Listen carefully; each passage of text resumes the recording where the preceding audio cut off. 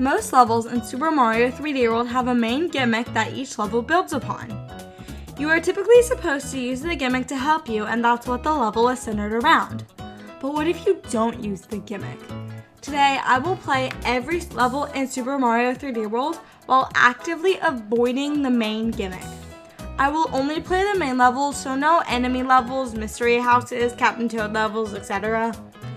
Any character, power-up, or method is fair as long as I avoid the level's main gimmick, and my only goal is to beat the level. I'll play on my 100% save so I have access to all the levels and don't have to worry about green stars or lives. With all that said, let's get into the challenge. The challenge starts off with Super Bell Hill, which was a pretty easy start because I just had to avoid the Super Bells. It was pretty easy. I managed to get to the end of the level pretty quickly. Koopa Troopa Cave's main gimmick is the Koopa Troopas, and my rule for enemies is if I don't activate them, then I'm safe, and because this level's main gimmick is the Koopa Troopas, I relied heavily on the touch cursor. Mount Beanpole is a mountain that I have to climb, and so I can't avoid the gimmick. Plussie's Plunging Falls, I can't avoid Plussie. Switch Rumble Circus was pretty easy at first with the touch cursor, but at the end I could not get these two blue panels to activate.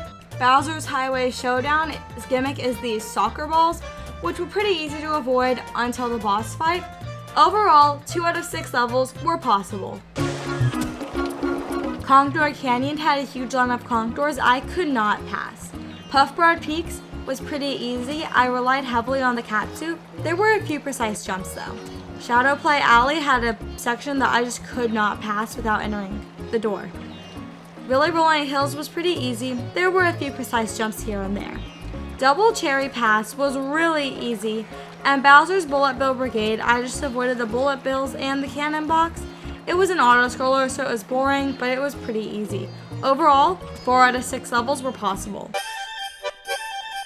Both Snowball Park and Chain Link Charge were super easy. However, Shifty Boo Mansion was when the challenge really began to pick up. There was a large section that I just could not pass with the cat bell. I tried jumping multiple times. I tried switching to Luigi and I realized you can land on the candles.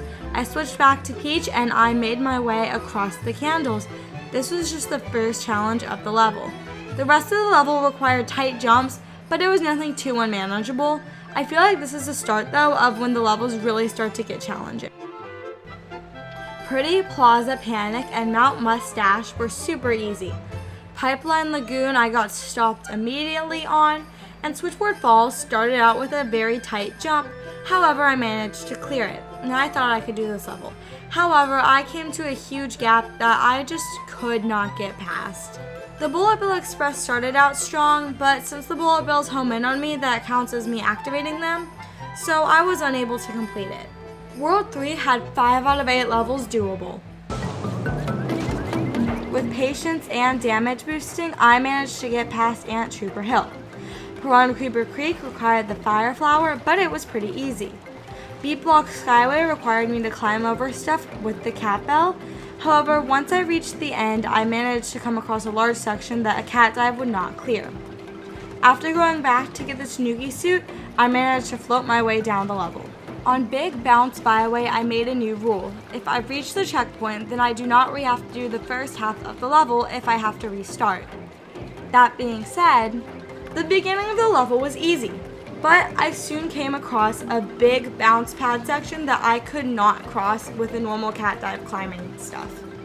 I soon figured out that I would need to throw this spring onto the bounce pad, but get it to somehow bounce far enough. After a lot of attempts, this happened.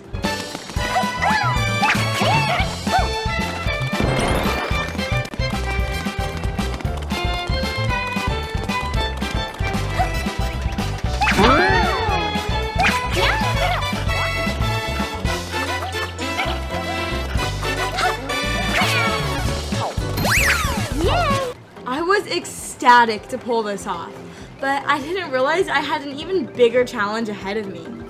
You see, this section you're supposed to bounce on the bounce pad to get to the warp box, but I had to do it by bouncing on the Parabeetles instead and somehow managing to get to the end of the level. This took even more attempts, but I'll let this clip explain for itself.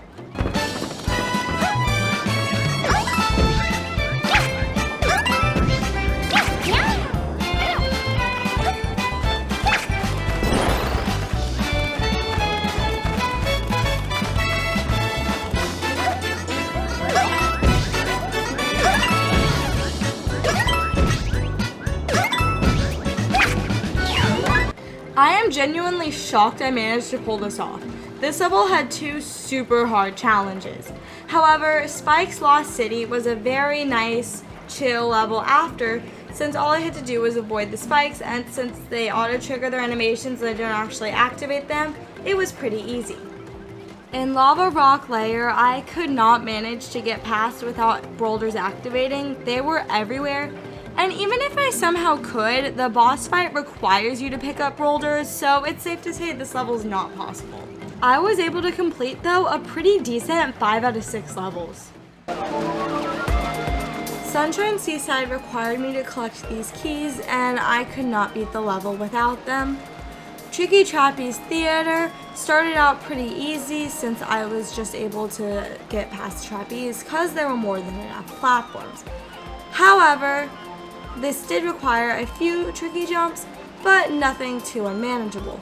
But then I got to this section, and I just could not get a jump far enough until I remembered that there was this little secret section, so I thought maybe I can use this to jump up on top, but no luck. So then I decided to jump Peach off of Luigi, and I still had no luck getting high enough. So then I added Rosalina in, and I decided to do like a triple jump thing, and that just wasn't working out. However, then I discovered that Rosalina could grab Peach. So then I lined Luigi up perfectly, and at this rate I'm controlling Luigi with my feet, and I'm controlling Peach and Rosalina with one hand each, but after a really good jump, I missed. I thought maybe I just didn't go over enough, so I tried it one more time. Another really good jump, but no, I still missed. I had to call this level impossible. Oh, we have to go fast in this level? Okay, I understand now.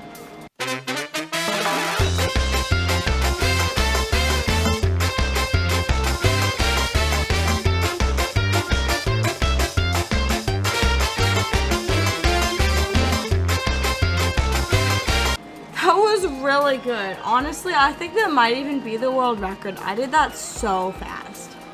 Sprawling Savannah was pretty easy at first because I just had to avoid the pipes. I even managed to scale this large wall, but once I got to this section, it was way too far for me to reach without entering the death zone, so it's not possible. Ball Bumps Below was also pretty simple because I just was able to use the touch cursor to freeze all the enemies and walk past no problem. Cakewalk Flip had a few tricky jumps like this one where I had to bounce on the piranha plant, and this one where I had to jump over the laser, but it was nothing too hard and I managed to beat this level pretty easily and quickly. Searchlight Sneak was actually really fun. It required some tight jumps and some smart thinking and tricky maneuvering with patience, but I managed to get past the level without too many issues. This staircase section at the end took a few attempts to get right, but once I got past it, it was pretty easy and the level wasn't too bad. King Kathunk's Castle started out pretty easy because I just had to avoid the Kathunks. However, when I got to the boss fight, I think it's fair as long as I only hit the X and don't hit the spike ring, and the boss is really easy. Overall, a total of 5 out of 8 levels were possible in World 5. Also, so nobody is petty with me, the golden train level, the actual level itself is possible, but it has like the slot machine thing at the end, which is not possible. So, now you can't say I didn't do every level because I did do this level.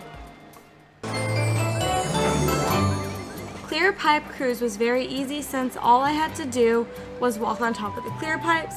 The end of the level did require the cat bell though. Spooky Seasick Wreck required me to go on the ship, which is the whole gimmick. Hampton Hall requires the touch cursor, and my best friend decided to turn against me. I know, it's rude. It's very rude. Deep Jungle Drift requires me to use these rafts, and at first it's very easy, but the end has a big jump I can't cross. As for Tai-Fu Flurries, Bullet Bill Base, and Fuzzy Time Mine, as long as I paid attention, the levels were pretty easy to complete. Bowser's Ball Bomb Brigade was easy with the touch cursor. Yeah, it's my friend again. Overall, 5 out of 8 levels were possible. Also, from here on out, there's stuff that people might consider spoilers, like final boss and post-game content stuff, so you have been warned. Port Fire Bros required me to use a combination of the Fire Flower and touch cursor. Switch Black Ruins required me to use the touch cursor as well, and with the combination of that and a few tricky jumps, I managed to beat this level. Red Hot Run I had to move fast, but without the dash panels. I did manage to beat this level though. Boiling Blue Bully Belt was a bit tricky, but with some precise jumps, I managed to clear it. Trick Trap Tower spawned me directly in the tower, so I couldn't do anything. Rammerhead Reef took a while, not because it was hard, but because I have no patience. Simmering Lava Lake was easy because I just had to avoid the lava.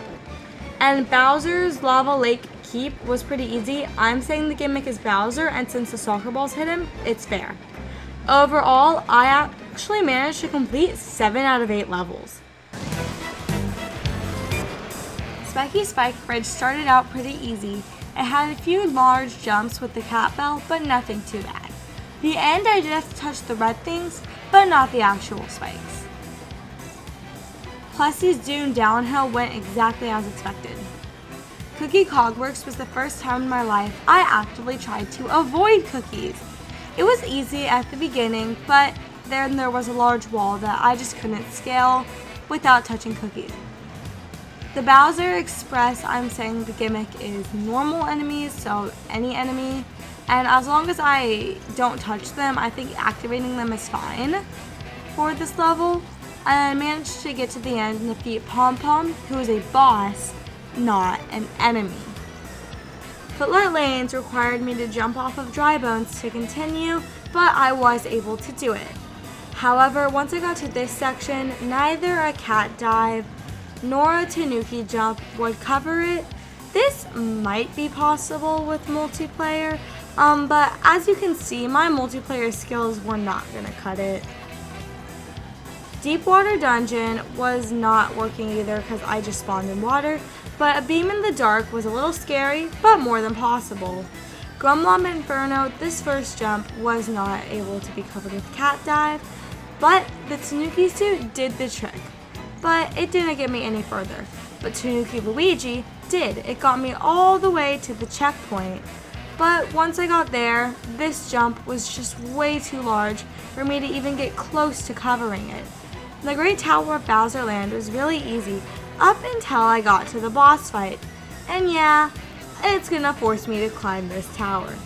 Overall, only 3 out of 9 levels were possible.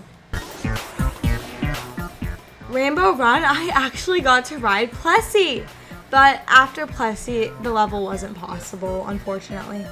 Super Galaxy also wasn't possible since there's too many platforms. But Rolling Ride Run was possible, and it was super fun. Am I the only person that normally plays the level this way? Let me know. Anyways, the Great Gold Pole was pretty easy to do, and Super Blockland was also really easy and super fun. However, Honeycomb Starway wasn't possible because the entire level is on these hexagon platforms, and so I cannot do the level. But Gargantuan Grotto and Peepa's Fog Bog were both really easy. But Cosmic Cannon Cluster, oh boy, this one was really something. The cat bell helped at the beginning, and the first part was easy. Then there was the underwater auto scroll section. Nintendo, 2 negatives do not make a positive. They do not in this case. But most levels centered around power-ups aren't too bad. But this one was. You see, without the cannon box, I had to line and Peach up, get her to hit the platform, but I needed other characters on the Switch panel. So yeah, you can see this was gonna be annoying. Then I had to run to the Switch panel, hit it, and then get back to the platform. But you see, when the characters bubble, it makes it really annoying. And this level was so annoying. It took a lot of attempts, I'm just going to show you the sped up footage so you get an idea of how long this actually took.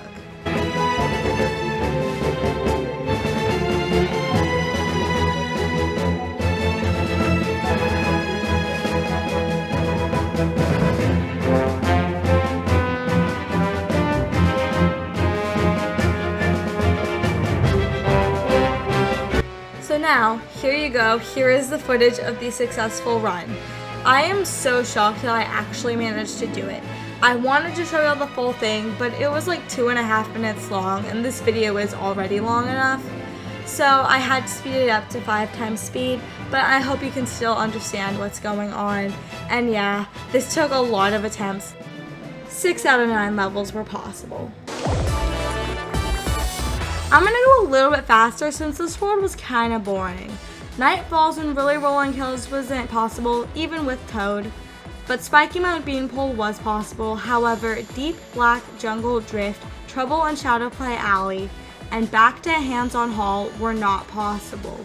But Gigantic Seasick Wreck was possible, and Broken Blue Bully Belt was possible up until the very end, which I could not do. Overall, only 2 out of 7 levels were possible. Alright, we're going fast again.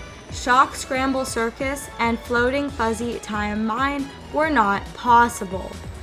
Piranha Creeper Creek After Dark was, but Faster Fort Fire Bros was not. Sprawling Savannah Rabbit Run was possible. Shiftier Boom Mansion was not. Pipeline Boom Lagoon and Blast Block Skyway were possible. Towering Sunshine Seaside and Honeycomb Skyway were not. Spiky Spike Bridge Sneak was possible, and Boss Blitz was not. Overall, 5 out of 12 levels were possible. For World Crown, since there's only one real level, Champions Road, I decided to do it based off of sections, which are determined by entering a pipe, warp box, etc. The first section was enemies, and yeah, this isn't possible. The beat block section also went exactly as you would expect, and the Magic Koopa section is based off defeating Magic Koopas, so I couldn't do this either. However, the Piranha Plant section was possible, finally something is doable, and the Ants Trooper and Piranha Creeper section was also possible since I could just climb with the cat bell. The water section was not possible. I know the skip exists, and I looked at the skip, and it's not possible with the skip either. And the dash panel section wasn't possible either because I was forced to use the dash panels. A total of 2 out of 7 sections were possible in World Crown. So after adding everything up, I found that a total of 49 out of 89 levels were possible. Well, that's all. I know this video is longer than my normal videos, and I know it's a bit different, but I hope you enjoyed. If you did enjoy, then don't forget to subscribe, and also be sure to like if you want me to make more videos like this. Also, if you managed to complete any of the levels I called impossible, let me know, because I would not be shocked if I missed something. Anyways, that's all. Consider clicking one of the videos on screen. I'll see you next time. Bye!